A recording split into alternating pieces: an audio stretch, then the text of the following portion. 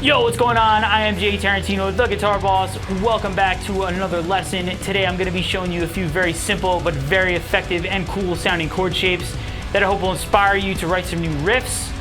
So pay attention.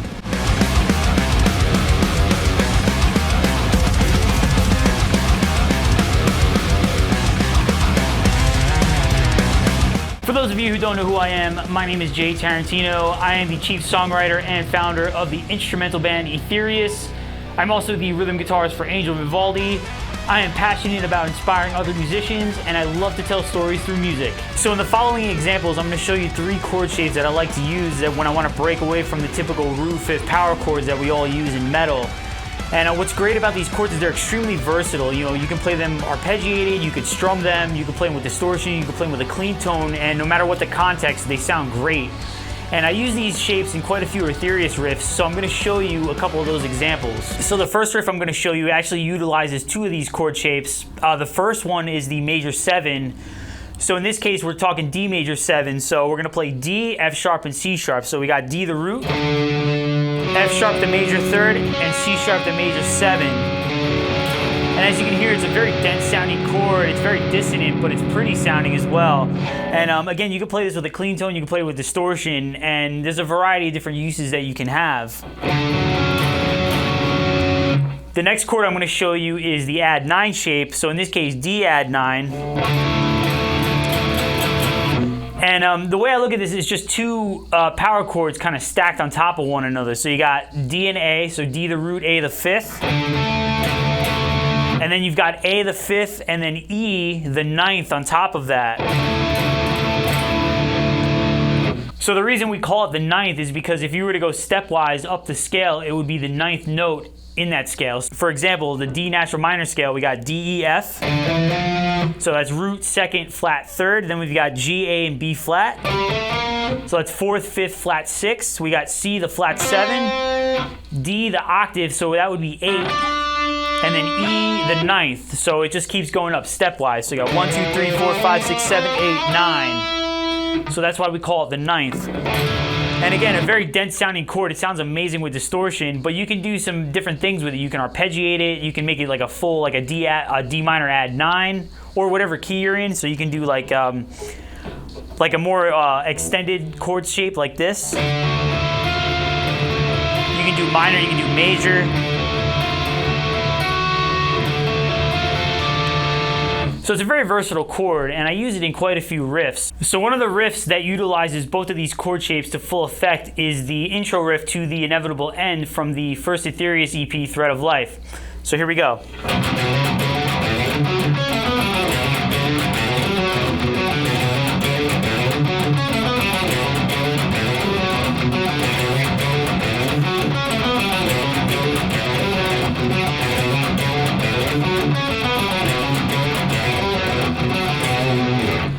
And here it is a little bit slower.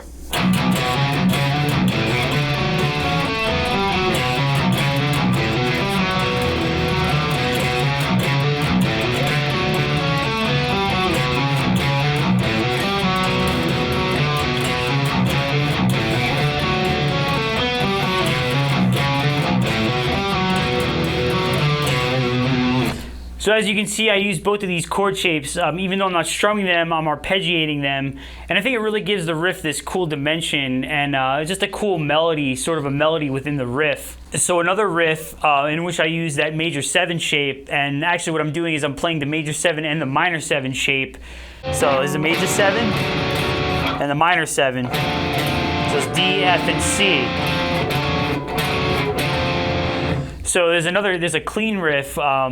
Is actually a new riff that I'm working on in which I utilize both of these shapes to full effect. So, and I'll just play with the volume rolled off. So here we go.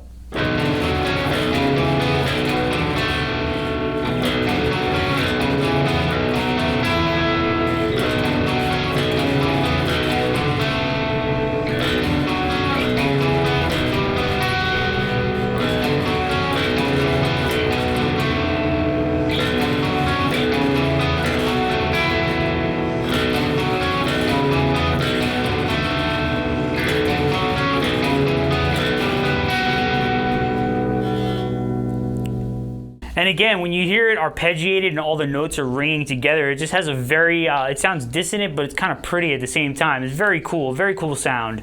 So another way that you can play that major 7 shape, instead of doing the root 3rd 7th, you can do root 5th 7th. So again, staying in the key of D, you can do this. So instead of doing this, we've got root 3rd 7th, you can do root 5th 7th. So in this case, D, A, and C sharp. Another really cool chord. So another riff in which I utilize the add 9 and also that major 7 shape in more of a strumming kind of fashion is the bridge riff from the Etherius song Thread of Life from our EP of the same name. So here we go.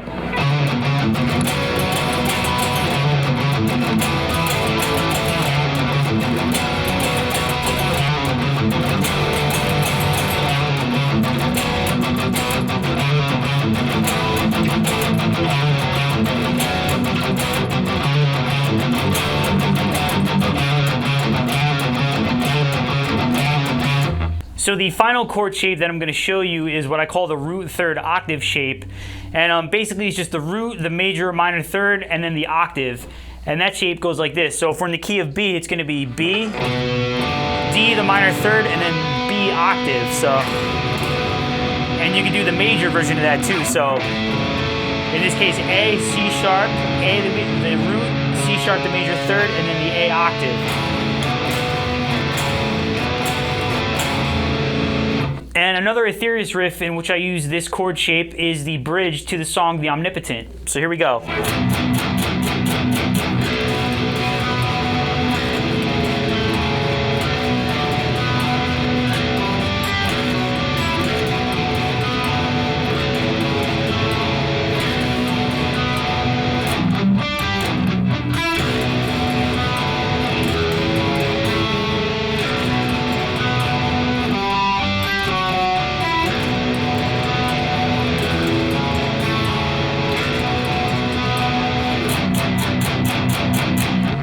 Thank you all very much for watching today's video. I hope you've learned something new, and I hope some of these riffs will inspire you in your own riff writing.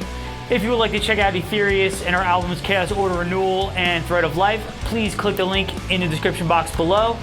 You can also go to my website, jtarantino.com, for more videos, tutorials. I got some pictures of all my gear. Follow me on Instagram at GuitarBoss. Follow Etherius at Etherius Band. And I'll see you in the next video. Thanks for watching.